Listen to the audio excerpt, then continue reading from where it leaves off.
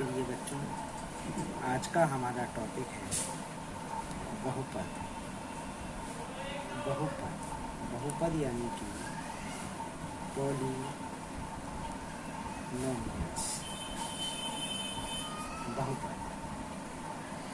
बहुपद को समझने के लिए सबसे पहले हमको बीजीय व्यंजक के बारे में जानना होगा।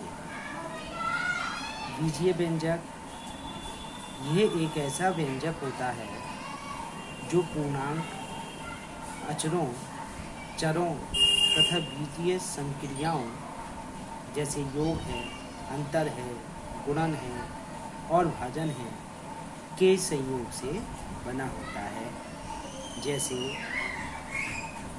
ax² plus bx plus c,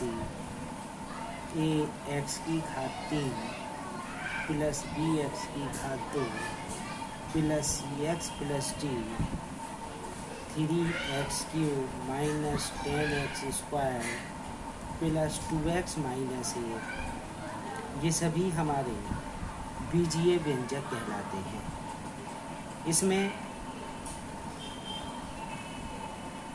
चर्बी हैं, अचर्बी हैं,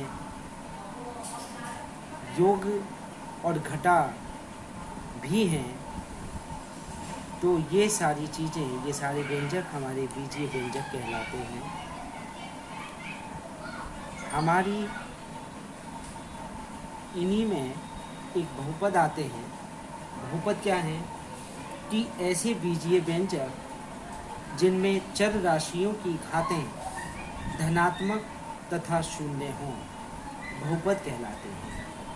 यानी कि ऐसे बीजीय व्यंजक जिनकी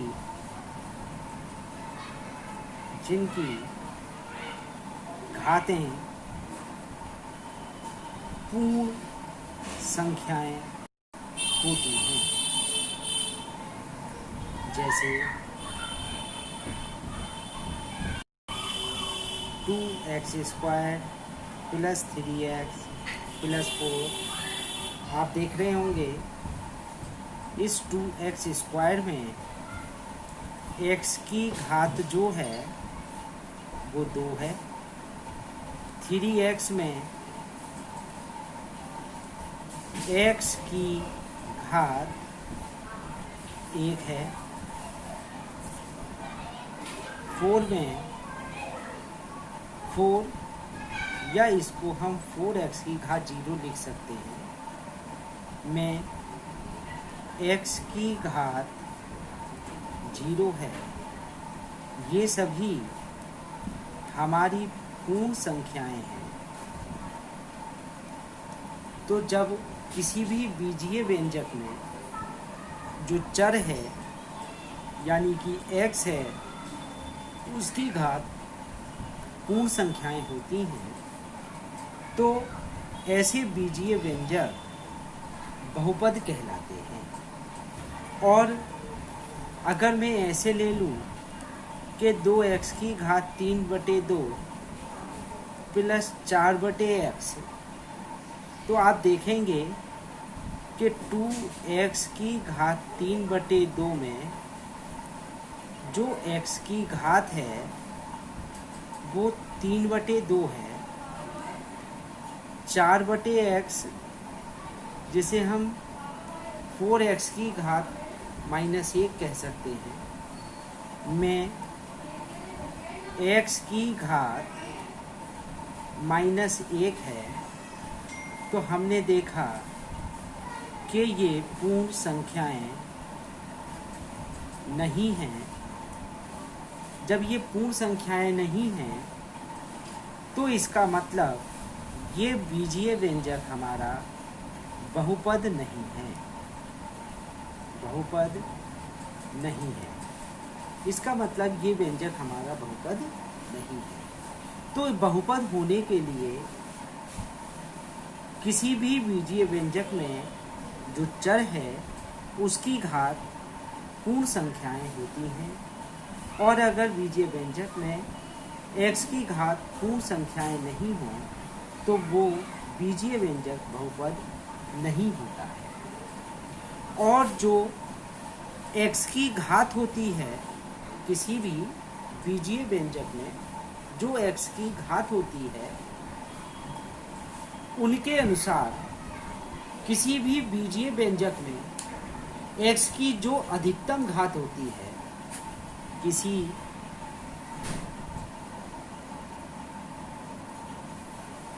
किसी बीजीय व्यंजक में x की अधिकतम घात व्यंजक की घात कहलाती है। जैसे अभी हमने देखा कि 2x की घात 3 plus 3x square plus 4x plus 5 एक बीजीय व्यंजक है। ये हमारा बीजीय व्यंजक है। तो इसमें देखें तो इसमें x की घात 3 है, इसमें देखें तो x की घात 2 है, इसमें देखें तो x की घात 1 है, और इसमें अगर देखें तो इसमें x की घात 0 है। यानी कि इसमें चर की घात 3, इसमें चर की घात 2, इसमें चर की घात 1 और इसमें चर की घात 0 है। इन सभी पदों में यानी कि इस बीजीय व्यंजक में 1, 2, 3 और 4 पद हैं, इसीलिए इसको हम बहुपद कहते हैं। ठीक है, इसमें 3, इसमें 2, इसमें 1 और इसमें 0 घात हैं चर की, तो इसमें अधिकतम घात कौन सी है? तो हमने देखा इसमें अधिकतम घात 3 है। तो इसका मतलब ये हो गया कि जो बहुपद की घात है वो हमारी 3 है। बहुपद की घात 3 है। अगर और देखें तो जैसे मान लो ये ले लेते हैं हम, इसमें देखें तो x की घात 2 है, इसमें x की घात 1 है, इसमें x की घात 0 है, तो इसमें अधिकतम देखें तो ये 2 है। तो इसे हम बीजीय व्यंजक की घात यानी कि बहुपद की जो घात है वो कितनी हो गई?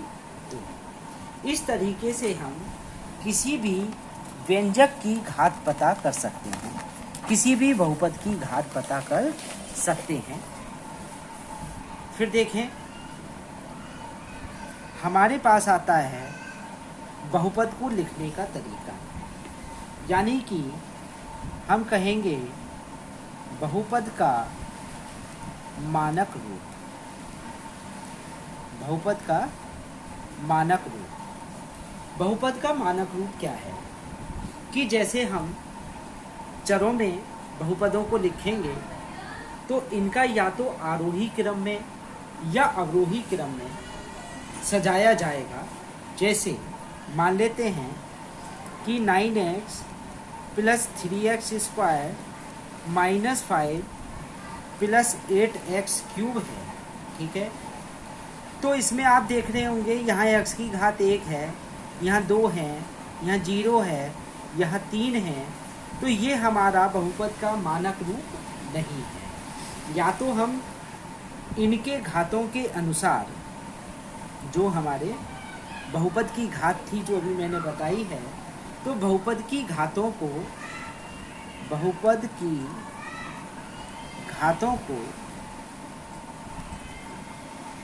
आरोही क्रम में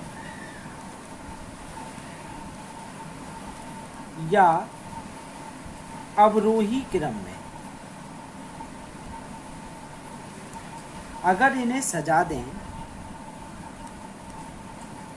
तो जो रूप मिलेगा, जो बहुपद का रूप मिलेगा, उसे बहुपद का व्यापक रूप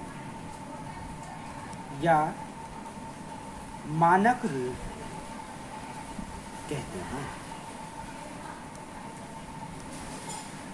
जैसे इसी को, इसमें 3 घात इसकी है, अगर मैं आरोही क्रम में लगाऊं तो 8x क्यूब हो गया। अब इससे छोटी घात ये वाली है तो प्लस 3x स्क्वायर हो गया। इससे छोटी घात ये वाली है 9x हो गया, और इसके बाद में -5 हो गया। तो ये हमारे पास जो बहुपद था उसे हमने मानक रूप में लिख दिया है। ऐसे ही और भी हो सकते हैं, ये तो आरोही क्रम में लगाया है, सॉरी, इसे मैंने अवरोही क्रम में लगाया है। घातों का अवरोही क्रम है, घटती जा रही है। अगर मैं इसे आरोही क्रम में लगाऊं तो -5 plus 9x 3x square plus 8x cube, ये हमारा आरोही क्रम हो गया। इसमें घात देखें तो 0, 1, 2 और 3, यानी कि बढ़ते हुए क्रम में है। अब इन घातों के अनुसार हम, या पदों के अनुसार, बहुपद का वर्गीकरण करते हैं। बहुपद का वर्गीकरण करते हैं। बहुपद का वर्गीकरण, देखिएगा बहुपद का वर्गीकरण कैसे होता है। बहुपद का वर्गीकरण हम 2 प्रकार से करते हैं। एक होता है पदों की संख्या के आधार पर, पदों की संख्या के आधार पर, और एक होता है घात की संख्या के आधार पर। इस तरीके से हम बहुपदों का वर्गीकरण करते हैं। तो पदों की संख्या के आधार पर सबसे पहले हम इसे लेते हैं। तो इसमें हमारा सबसे पहले आएगा शून्य बहुपद। शून्य बहुपद की अगर हम बात करें तो इसमें जितने भी पद होंगे वो सभी शून्य होंगे। जैसे 0x स्क्वायर 0x प्लस 0, इसमें सभी पद 0 हैं या उनके गुणांक 0 हैं। दूसरी, हम एक होता है हमारा अचर बहुपद, जैसे कि 56 माइनस 50, तो ये हमारा अचर बहुपद है क्योंकि इसमें एक भी चर नहीं है। तीसरा, एक पदी बहुपद। एक पदी बहुपद का मतलब ऐसा बहुपद जिसमें केवल एक पद होता है, जैसे 3x x cube x square, ये वो बहुपद हैं जिनमें एक ही पद होता है। चौथा, हमारे पास आते हैं द्विपद बहुपद। द्विपद बहुपद कौन से होते हैं? जिनमें 2 पद होते हैं, जैसे x स्क्वायर प्लस 3x। इस प्रकार के जितने भी बहुपद हैं आप देखेंगे एक पद और 2 पद हैं, तो ये द्विपद बहुपद कहलाता है। द्विपदीय बहुपद कह सकते हैं। एक होता है हमारा त्रिपद बहुपद। त्रिपद बहुपद का मतलब है ऐसे बहुपद जिनमें 3 पद होते हैं, जैसे x cube plus 3x plus 4, ये हमारे त्रिपद बहुपद कहलाते हैं।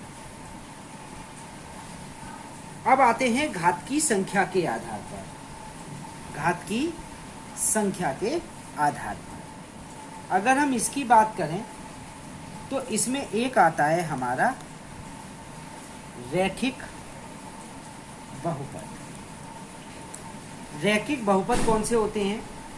रैखिक बहुपद वो होते हैं जिनमें घात की, जो भी बहुपद है उसमें चर की अधिकतम घात 1 होती है, चर की अधिकतम घात 1 होती है, जैसे x + 5।